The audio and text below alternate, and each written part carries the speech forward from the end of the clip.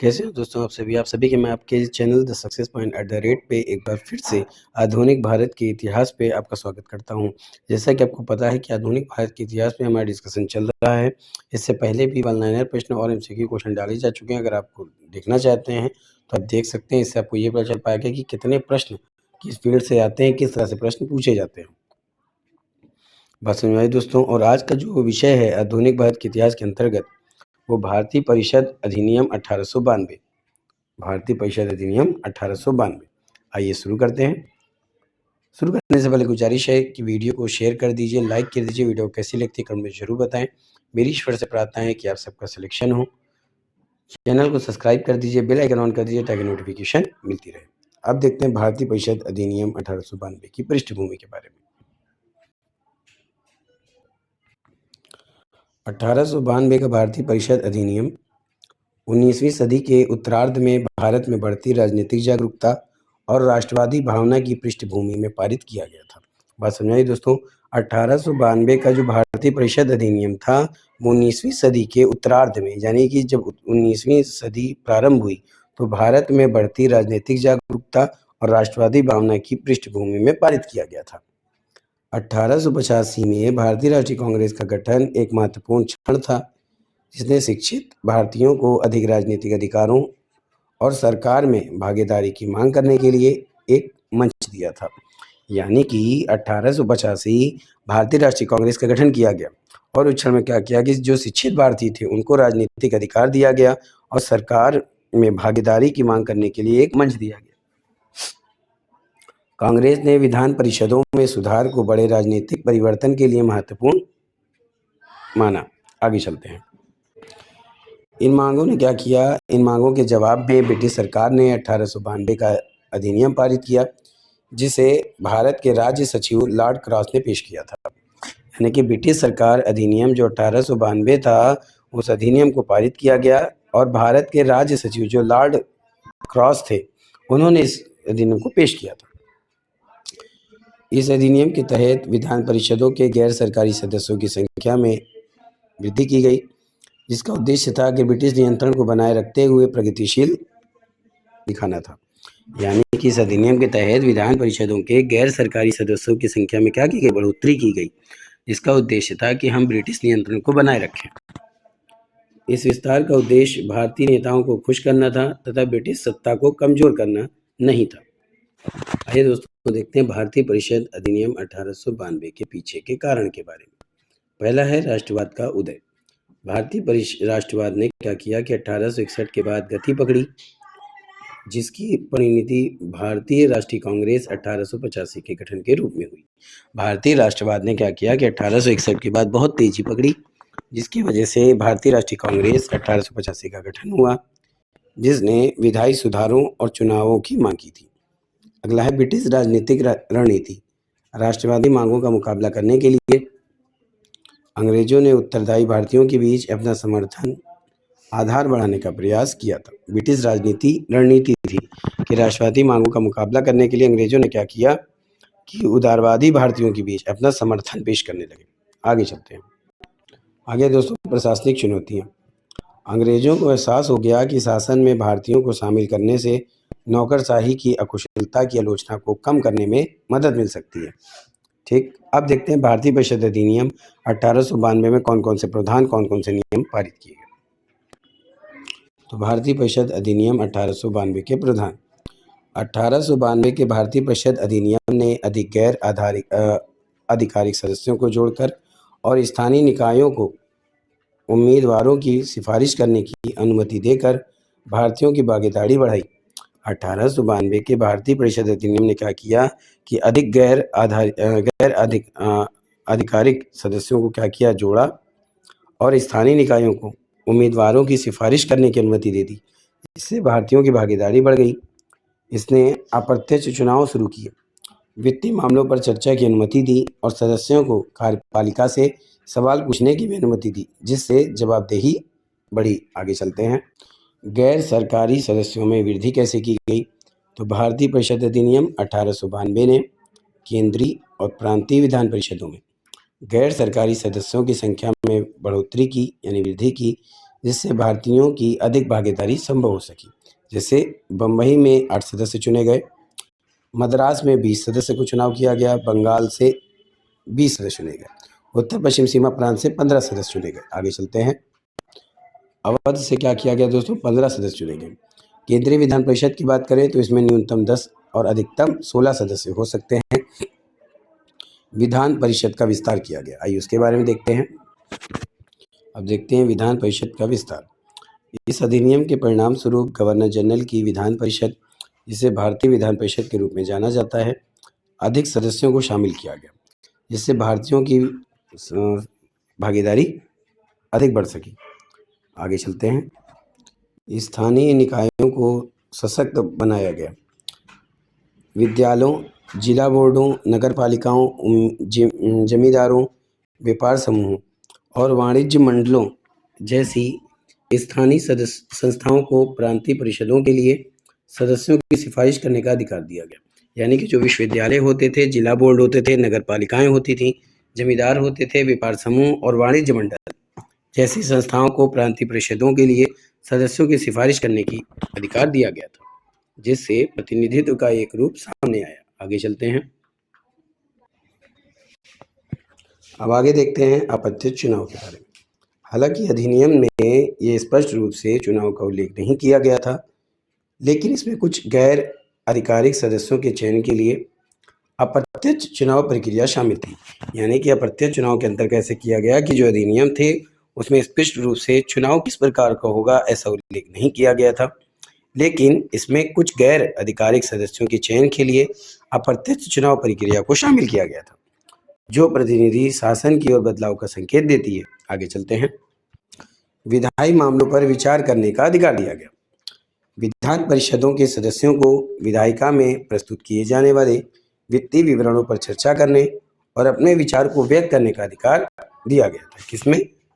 भारत शासन अधिनियम 1892 की बात की जा रही है। आगे चलते हैं। कार्यपालिका से प्रश्न करने का अधिकार दिया गया। विधायकों को सार्वजनिक हित के मुद्दों पर कार्यपालिका से प्रश्न करने की भी अनुमति दी गई, बशर्ते वे 6 दिन का नोटिस दें, जिससे पारदर्शिता और सरकारी जवाबदेही बढ़ती है। अब देखते हैं भारतीय परिषद अधिनियम 1800 महत्व के बारे में। दोस्तों 1892 का जो भारतीय परिषद अधिनियम था उसमें भारतीय संवैधानिक इतिहास में एक महत्वपूर्ण लक्ष्य माना जाता है, जिसने प्रतिनिधि सरकार और बढ़ी हुई राजनीतिक भागीदारी का मार्ग प्रशस्त किया। साथ ही अपने सीमित सुधारों के कारण क्रांतिकारी आंदोलनों को भी जन्म दिया। किसने? भारतीय परिषद अधिनियम 1892। आगे चलते हैं।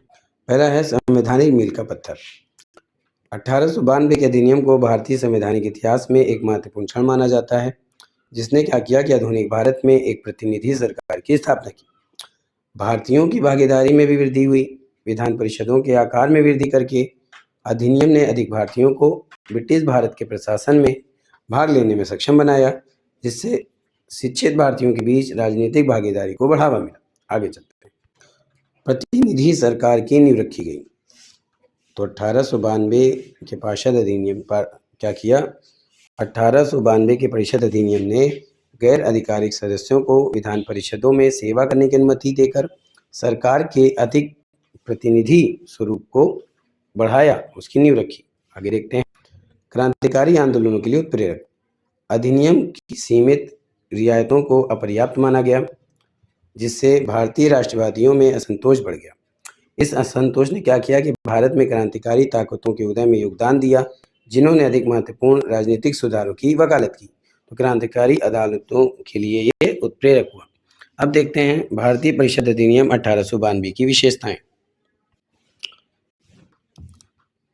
विस्तारित विधान परिषद। केंद्रीय विधान परिषद में अतिरिक्त सदस्यों की संख्या बढ़ाकर 10 से 16 कर दी गई, जिनसे क्या हुआ कि जिनमें से आधे कौन होते थे? गैर सरकारी होते थे। अब देखते हैं दोस्तों सीमित चुनाव के बारे में। सीमित चुनाव क्या है? अप्रत्यक्ष चुनाव, जिसे नामांकन कहा जाता है, की एक प्रणाली शुरू की गई। गैर सरकारी सदस्यों की सिफारिश प्रांतीय परिषदों, जिला बोर्डों, नगर पालिकाओं, विद्यालयों और व्यापार संघों द्वारा की जाती थी। बजट पर चर्चाएं। सदस्य बजट पर टिप्पणी प्रस्तुत कर सकते थे तथा नीतियों पर चर्चा कर सकते थे। ऐसा प्रभाव सीमित किया गया था। परिषदों से प्रश्न भी पूछने का परिषदों में प्रश्न सदस्यों को पूर्ण सूचना देकर प्रश्न पूछने का अधिकार दिया गया, जिससे पारदर्शिता में सुधार आई। दोस्तों, अगर अभी तक आपने मेरे चैनल को सब्सक्राइब नहीं किया है तो सब्सक्राइब कर दीजिए, बेल आइकन ऑन कर दीजिए ताकि नोटिफिकेशन मिलती रहे। वीडियो को ज़्यादा से ज़्यादा शेयर कीजिए, लाइक कीजिए। वीडियो आपको कैसी लगती है कमेंट में ज़रूर बताएं। चलिए आइए आगे देखते हैं। 1892 भारत परिषद अधिनियम की आलोचना। पहला है अष्ट निर्वाचन पद्धति। 1892 के अधिनियम में क्या हुआ कि निर्वाचन की पद्धति स्पष्ट नहीं थी। निर्वाचित सदस्यों की संख्या नगण्य मानी जाती थी। 1892 ईस्वी के अधिनियम में जानबूझकर कहीं भी निर्वाचन शब्द का प्रयोग नहीं किया गया था, ऐसी कमी थी। केंद्रीय विधान परिषद में 4 अतिरिक्त गैर सरकारी सदस्यों को निर्वाचित करने के लिए 4 प्रांतों के प्रांतीय परिषदों के गैर सरकारी सदस्य तथा कलकत्ता वाणिज्य मंडल के सदस्यों द्वारा नाम की सिफारिश गवर्नर जनरल के यहाँ की जाती थी।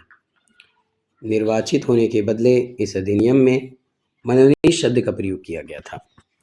वस्तुतः इस प्रणाली में भारतीय जनता का सही प्रतिनिधित्व नहीं हो पाता था, ऐसी उसमें आलोचना की गई। अगला है व्यवस्थापिकाओं की सीमित कार्यक्षेत्र। 1892 ईस्वी के अधिनियम में व्यवस्थापिका सभाओं का कार्यक्षेत्र अत्यंत संकुचित एवं सीमित था। सदस्यों को प्रश्न पूछने का अधिकार तो मिला, किंतु उन्हें पूरक प्रश्न पूछने के अधिकार से वंचित रखा गया। बात समझ में आ रही दोस्तों? 1892 के अधिनियम में व्यवस्थापिका सभाओं का कार्यक्षेत्र संकुचित और सीमित था। सदस्यों को प्रश्न पूछने का अधिकार तो था, लेकिन वो पूरक प्रश्न नहीं पूछ सकते थे। आगे चलते हैं। इसके अतिरिक्त परिषदों का बजट पर कोई नियंत्रण नहीं था। सदस्यों को बजट में कटौती करने का कोई अधिकार नहीं था। वे केवल अपना सुझाव ही दे सकते थे। यही कारण था कि भारतीयों की नज़र में यह सुधार अपर्याप्त था और असंतोषजनक था, तथा वे सुशासन की मांग करने लगे। क्या करने लगे? खुद के शासन की मांग करने लगे। आगे चलते हैं। आगे है दोस्तों गैर सरकारी सदस्यों की सीमित संख्या। 1892 के भारतीय परिषद अधिनियम में गैर सरकारी सदस्यों की संख्या बहुत सीमित थी। केंद्रीय परिषद में 14 सदस्यों में से 14 सरकारी, 4 निर्वाचित सरकारी, 5 मनोनीत गैर सरकारी सदस्य थे। इस व्यवस्था में सार्वजनिक प्रतिनिधित्व लगभग शून्य सा था। बस समझ में आ रही है? आगे चलते हैं। गोपाल कृष्ण गोखले ने कहा था कि अधिनियम की वास्तविक क्रियाशीलता उसके खोखलेपन को प्रकट कर रही थी। बम्बई प्रांत को 8 स्थान दिए गए। 2 स्थान तो भारत सरकार द्वारा अपने नियम अनुसार बम्बई विश्वविद्यालय तथा बम्बई कॉरपोरेशन को प्राप्त हुए। आगे चलते हैं। बम्बई सरकार ने 2 स्थान यूरोपीय व्यापारी वर्ग को प्रदान किए, 1 स्थान दक्षिणी सरकारों को और 1 स्थान सिंध के जमींदारों को, तथा केवल 2 स्थान सामान्य जनता को दिए गए थे। आगे चलते हैं। अधिनियम के प्रति भारतीय राष्ट्रीय कांग्रेस का विचार कैसा था? भारतीय राष्ट्रीय कांग्रेस की नज़र में 1892 ईस्वी के अधिनियम के द्वारा कोई महत्वपूर्ण परिवर्तन नहीं किया गया था। बस समझ में, यानी कि जो भारतीय राष्ट्रीय कांग्रेस थी उनका ये मानना था कि 1892 ईस्वी के जो अधिनियम था उसके द्वारा कोई भी महत्वपूर्ण परिवर्तन नहीं किए गए। कांग्रेस की आशा पर पानी फेर दिया गया। दादा भाई नौरोजी और गोपाल कृष्ण गोखले तक इस अधिनियम को अपर्याप्त एवं असंतोषजनक बताया था। कीत के अनुसार परिषदों को ना कोई शक्ति दी गई, वे महत्वपूर्ण नहीं थी। भारत सरकार ने स्वयं 1908 ईस्वी में भारत सचिव को लिखे गए पत्र में यह स्वीकार किया। आगे चलते हैं। क्या स्वीकार किया था? कि परिषदों में विवाद की सुविधाएं सीमित थीं, इसलिए विवाद निरुद्देश एवं असंगत था। पंडित मदन मोहन मालवीय के अनुसार क्या था ये नियम? इस अधिनियम के द्वारा देश के प्रशासन में भारतीयों की कोई आवाज़ नहीं रही। भारतीयों पर कर का बोझ अधिक था। सेना पर अधिक व्यय का भार भारतीयों को वहन करना पड़ता था। भारतीय राजस्व से प्राप्त आय आम जनता के हित में खर्च नहीं हो पाती थी। भारतीय सचिव का भारतीय सरकार पर नियंत्रण कायम रहा, यानी भारत सचिव का भारत सरकार पर क्या हुआ? कंट्रोल पहले की तरह कायम रहा। केंद्रीय विधान परिषद में गैर सरकारी विधेयक पेश करने के लिए भारतीय सचिव से अनुमति लेनी पड़ती थी, यानी जो विधान परिषद थी उसमें गैर सरकारी विधेयक को भी पेश करने के लिए भारत सचिव से अनुमति लेनी पड़ती थी। प्रांतीय परिषदों के लिए गैर सरकारी विधेयक के संबंध में गवर्नर जनरल से अनुमति लेनी पड़ती थी। दादा भाई नौरोजी ने कहा था कि इस अधिनियम के अधीन किसी भी सदस्य को प्रस्ताव प्रस्तुत करने अथवा परिषद में किसी नियम अथवा प्रश्न पर मतदान की मांग करने का अधिकार नहीं होगा। भारतीयों को दी गई रियायतों का इस प्रकार का संतोषजनक स्वरूप है कि इस अधिनियम के अधीन बनाए गए नियमों में विधान परिषदों की बैठक में कोई संशोधन भी नहीं किया जा सकेगा। इस तरह से हम सब बातों में एक निरंकुश शासन के अधीन है। फिरोज शाह मेहता ने भी बताया था कि इस बिल का निर्माण करते हुए प्रधानमंत्री तथा भारत मंत्री को भारतीय लोगों के संबंध में मिथ्या भावना सी प्रतीत हुई। आगे चलते हैं। जो मानव सदैव आधिकारिक मांगने में प्रवृत्त हो तथा जिनकी दूरदर्शी नीति यही है कि उन्हें यथासंभव कम से कम दिया जाए। बस समझे, यानी कि भारतीयों को जो आधिकारिक मांगने का जो अधिकार था वो कम से कम दिया जाए। सरकारी बिल को उचित रूप में एक अत्यंत उत्क्रम प्रकार की टीम इंजन के रूप में वर्णित किया जा सकता है।